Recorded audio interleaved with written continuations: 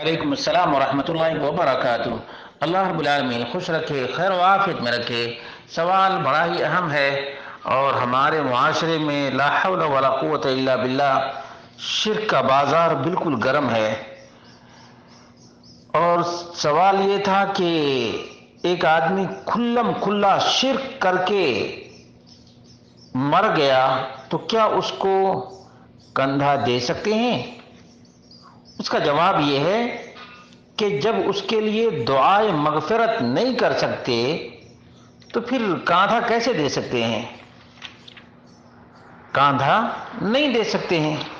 اللہ رب العالمین نے نبی کریم صلی اللہ علیہ وسلم کو اور تمام تر مومنین کو اس بات کا حکم دیا ہے کہ مومن مشرک کے لیے دعائے مغفرت نہیں کر سکتا۔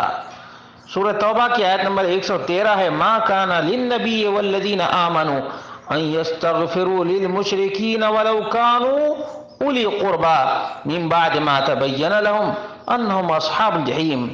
پیغمبر کو اور دوسرے مسلمانوں کو جائز نہیں کہ مشرکین کے لیے مغفرت کی دعا مانگیں، اگرچہ وہ رشتہ دار ہی کیوں نہ ہوں۔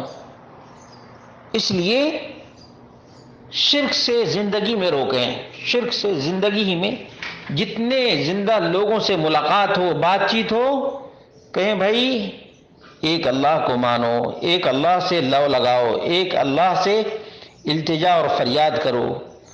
مردے خود مر گئے، مرنے والے اگر کسی کو کچھ دے سکتے تو مرتے ہی نہیں۔